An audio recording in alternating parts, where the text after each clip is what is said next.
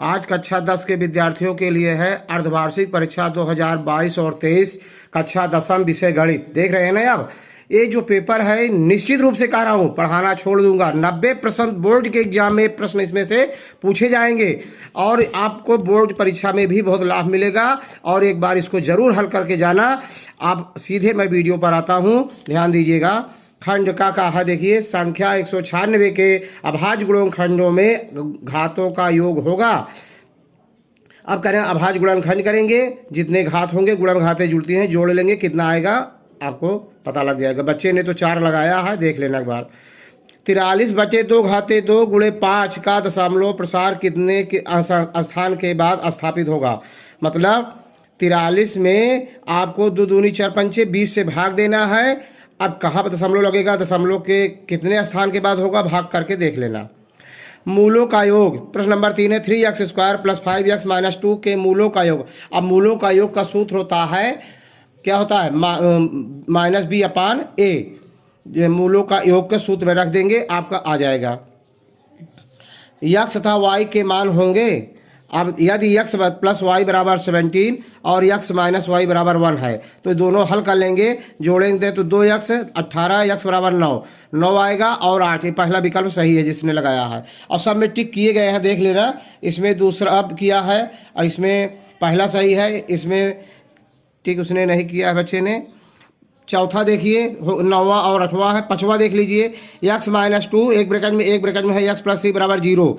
तो कह रहा है मूल होंगे, अगर x - 2 का 0 से तुलना करेंगे तो धन 2 हो जाएगा और x + 3 की तुलना करेंगे तो ऋण 3 हो जाएगा। कहने का मतलब ऋण 2 और ऋण 3, 2 और ऋण 3 कहाँ है, 2 और ऋण 3, तीसरा विकल्प है, सही है। अब अगला क्वेश्चन है 2x + 3y = 5 तथा 4x + 6y = 15 रखता है। कोई हल नहीं, अद्वितीय हल। अब इसका पहले ही वीडियो बनाकर डाल दिया गया है। a1/a2 b1/b2 अगर दोनों डजनाज इक्वल बराबर नहीं है तो अद्वितीय हल होगा। तो 2 इसका हो जाएगा 1/2 और 1/3, 1/2। इसका हल कर लेंगे तो निश्चित रूप से यही आएगा। कोई हल नहीं होगा, कोई हल नहीं होगा इसका। अगला है 2x + ky = 1, 3x - 5y = 7 समांतर हैं तब के का मान। अब समांतर के सूत्र में आपको रखना होगा a1/a2 = b1/b2 does not c1/c2 में रख देंगे, सूत्र से आ जाएगा के का मान। अगला है 1/x² + 3 = 1/12 में x का मान होगा। अब इसको आपको हल करना पड़ेगा। जब आप हल कर लेंगे, 12 का नाम 12, ये x² + 3 = 12, तो x² बराबर हो जाएगा 12 और 3 उधर चला जाएगा, ऋण 3, तो 12 में से 3 गए 9, x² = 9, तो x बराबर धन ऋण 3। दूसरा विकल्प इसका खा वाला सही होगा। इसी तरह से ए वाला भी हल करना। 9वां है, यदि समीकरण 3x² - 4x + a = 0 के मूल बराबर हो तो ए का मान ज्ञात कीजिए। अब इसका सूत्र होता है b² - 4ac = 0। इसी सूत्र में रख देंगे तो ए का मान आ जाएगा। 6² - x - 2 = 0 का हल है। अब 6 का 2 से गुणा करेंगे, 6 दूनी 12, 12 का ऐसा फैक्टर करिए घटाने पर 1 आवे, 4 तिहाई 12 तो हो जाएगा। अब फैक्टर कर लेंगे, फैक्टर बहुत अच्छा समझाया गया है। ये जहाँ तक है खा ही विकल्प, ये खा हम देख लें जो सही होगा आपका, घा या खा में अपना हल कर लेंगे। 3 और 5 का होगा। अब इसमें पूरा नहीं लिखा गया है HCF, 3 5 का होगा। 3 और 5 का HCF पूछ रहा है, मतलब महत्तव 100% 3 और 5 के निकालेंगे तो 1 आएगा, सी विकल्प इसका सही है। बिंदु 3 और 4 के मूल बिंदु से दूरी क्या होगी, 2 बिंदुओं के बीच की दूरी निकालें तो 0 0 मूल बिंदु 0 0 और 3 3 3 9 4 4 16, 16 9 25, 25 का वर्गमूल निकालेंगे 5 आएगा, ये गा सही है इसका। 6वां है 6 0 8 0 को मिलाने वाली रेखा का मध्य बिंदु का निर्देशांक, सूत्र में रख देंगे, बिल्कुल आ जाएगा। बिंदु 3 और 4 की y अक्ष से दूरी निकाल, सूत्र में रख देंगे, आ जाएगा। 2 समरूप त्रिभुजों की ऊंचाइयां 3 और 4 सेंटीमीटर है, उनके क्षेत्रफल तो 3 h1 का वर्ग अपान h2 का 3 3 9 4 4 16 9 अनुपाते। अगला है 16 त्रिभुज ABC त्रिभुज समरूप त्रिभुज PQR तथा 2AB में दिया गया है, हल करना है, देख रहे हैं, रख देंगे, सूत्र में आ जाएगा। चित्र में PAB वृत्त की छेदक रेखा है, चित्र में ए वी वृत्त की छेदक रेखा है तथा पी टी स्पर्श रेखा है, तो पी टी की लंबाई सूत्र में रख देंगे, तुरंत आपका आ जाएगा। 18 से तो कमान पूरा वीडियो डाला जा चुका है, आप इसमें से ये है देख रहे चक्री चतुर्भुज के सम्मुख कोण, चक्री चतुर्भुज के सम्मुख कोण संपूरक होते हैं, तो एक कोण और एक कोण दोनों का योगफल 180 अंश होगा। 180 में घटा देंगे 132 अंश आएगा, गा विकल्प सही होगा। अगला 19 है, निम्न में किन भुजाओं के मानने के त्रिभुज की रचना संभव नहीं है।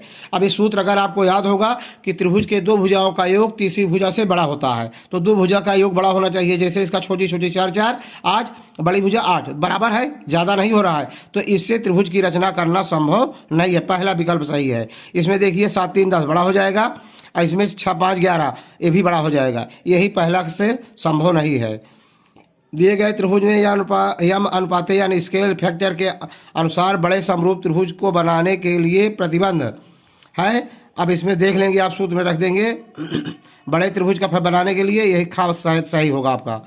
अब जो बहुत ही इंपॉर्टेंट है हम उसको हल कर दे रहे हैं, देखना इसका महत्तम निकाल लेंगे। अब महत्तम किसका जो आएगा 665 और 963 का, वो इसके बराबर लिख देंगे, फिर हल कर लेंगे, आ जाएगा आपका समीकरण एक्स स्क्वायर प्लस 2 ब्रैकेट के अंदर m minus 1 x plus m plus 5 equal to 0 का वास्तविक और समान मूल है, तो एम का मान ज्ञात कीजिए। सूत्र में रख देंगे, आ जाएगा।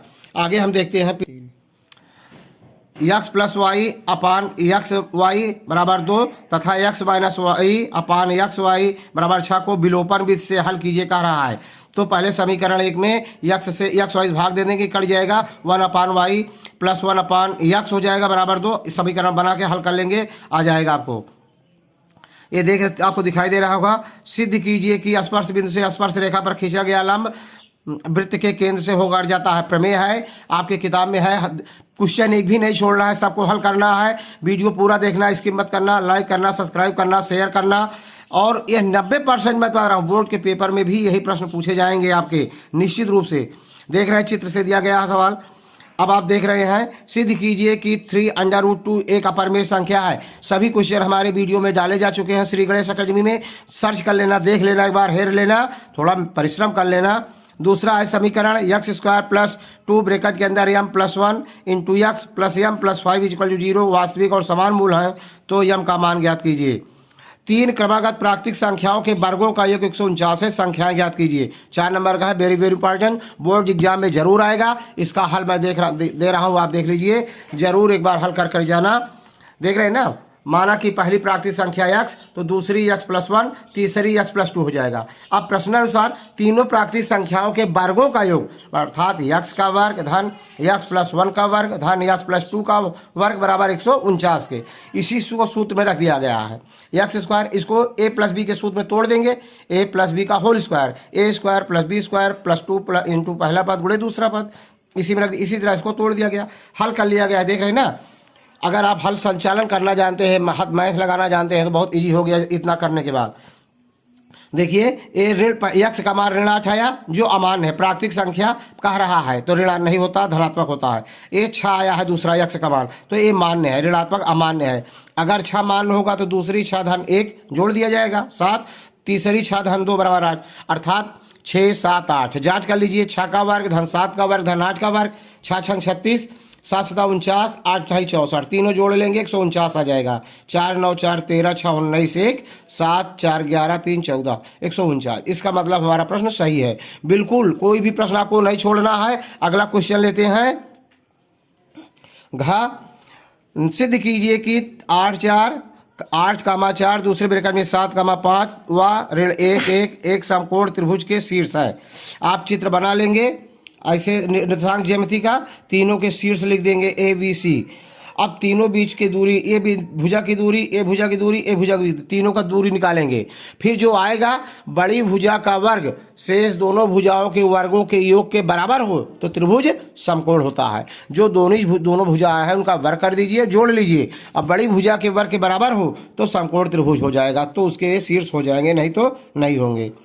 सिद्ध करने के लिए एकदम होंगे, आपको ये दिखाना है इतना करके। क्वेश्चन नंबर 13 का देखिए और 3 का, समरूप त्रिभुज ABC त्रिभुज PQR का क्षेत्रफल क्रमशः 64 और 121 है। यदि QR 15 सेंटीमीटर हो तो BC का मान ज्ञात कीजिए। अब सूत्र में रख देंगे, इसका क्षेत्रफल 121 दिया गया है, 64 और 121, और एक भुजा 15.4 है, दूसरा का अनुपात लगा के क्रॉस मल्टीपल करके निकाल लेंगे, आ जाएगा।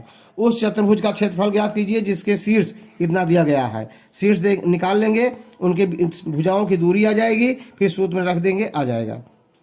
अगला आगे हम पढ़ते हैं। देखिए, सिद्ध कीजिए कि किसी बाह्य बिंदु से वृत्त पर खींची गई स्पर्श रेखाओं के बीच का कोण स्पर्श बिंदुओं को मिलाने वाले रेखाखंडों द्वारा केंद्र पर आंतरिक कोण का संपूरक होता है। आपके प्रमेय है, किताब का है, देख लेंगे। घा है त्रिभुज ABC की रचना कीजिए जिसमें AB बराबर 4 BC 5। त्रिभुज ABC समरूप त्रिभुज की रचना कीजिए जिसकी प्रत्येक संगत भुजा त्रिभुज ABC की 2/3 है। अब चौथा देखते हैं, दिया गया है 4 ब्रैकेट के अंदर x² + 1/x² धन 8 दूसरे ब्रैकेट में x - 1/x ऋण 29 = 0 को सरल कीजिए। 8 नंबर का वेरी वेरी इंपॉर्टेंट क्वेश्चन है। इसका हल मैं दे रहा हूँ। देखिए, बोर्ड एग्जाम में जरूर पूछा जाएगा यह क्वेश्चन, याद रखना। जिसका हल मैं दे रहा हूँ जरूर पूछा जाएगा। ये इसी तरह से प्रश्न लिखा गया है, देख रहे हैं ना। हल, अब आपको x² + 1/x² को क्या हम लिख सकते हैं, इसको लिख सकते हैं x - 1/x का होल स्क्वायर। अगर इसको हम तोड़ेंगे तो x² + 1/x² -2 ज़्यादा होगा, तो जितना ज़्यादा हो रहा है उसका विपरीत चिन्ह धन 2 लगा करके आगे इस तरह हम लिख सकते हैं। और दूसरा जैसे लिखा गया है ब्रैकेट से लिख दिया गया समीकरण को पूरा, ऋण 29 = 0।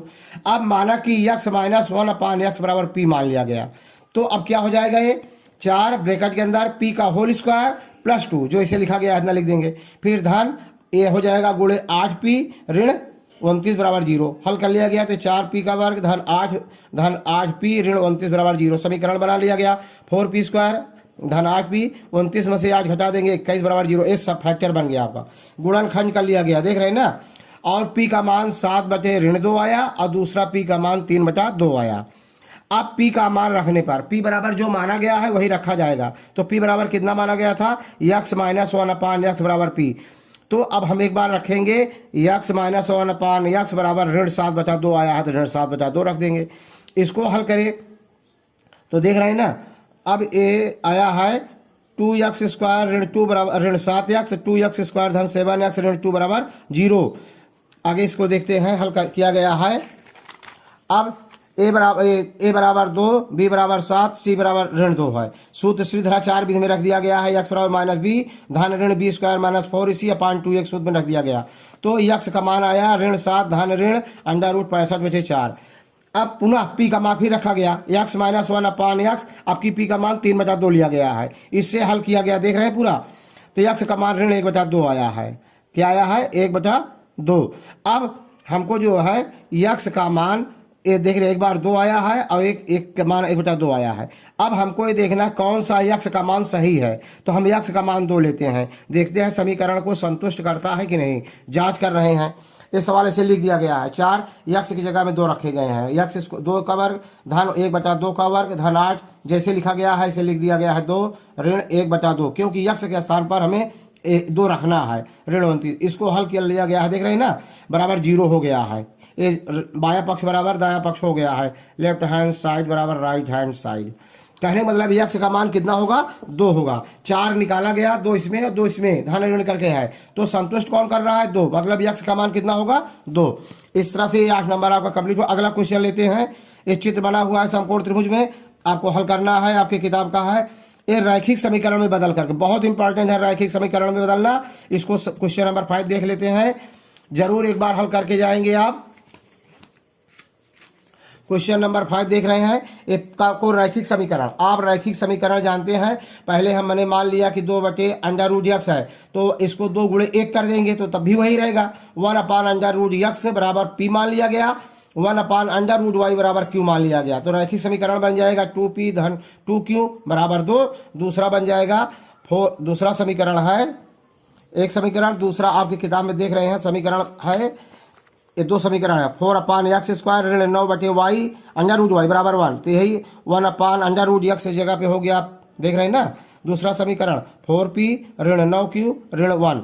अब इसी को हल कर लिया गया, q का मान आया 3/13, q का मान समीकरण 1 में रखने पर इसको हल किया गया, तो देख रहे हैं p का मान आया 10/13, p का मान। अब 10/13 अब इसमें अब देखिए अब इसको तुलना किया जा रहा है 1/, हल किया गया दोनों पक्षों का वर्ग करने पर, तो 1/√x का स्क्वायर 10/13 का वर्ग, तो 1/x बराबर इतना लिखा गया है, देख रहे हैं ना, x बराबर 169/100 यक्स का मान आया।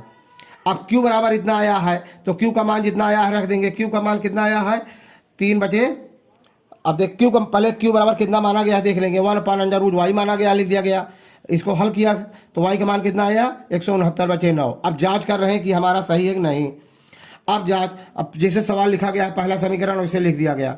अब और x और y का मान रख दिया गया है, 2/x का मान 169/100 आया है, लिख दिया गया वर्गमूल के अंदर, धन 2/169/9 आया है, y का मान लिख दिया गया। अब इसको हल किया गया तो बराबर 2 आ गया, मतलब बाया पक्ष से हल किया गया, दाया पक्ष आ गया, लेफ्ट हैंड साइड बराबर राइट हैंड साइड। कहने का मतलब x का मान कितना हुआ, और इसका समीकरण हमारा सही है। और x और y का मान कितना आया, y का मान 169 और x का मान आया है कितना देख रहे हैं ना, 169/y और 169/100 और 169/9 दोनों आया है, देख रहे हैं मान रखा गया है। इस तरह से अगला क्वेश्चन देखते हैं। खा अपना दिखाई दे रहा होगा, पी का मान निकालना है आपको समरूप त्रिभुज से। अगर वीडियो अच्छा लगा हो तो लाइक करना, सब्सक्राइब करना। जय हिंद, जय भारत।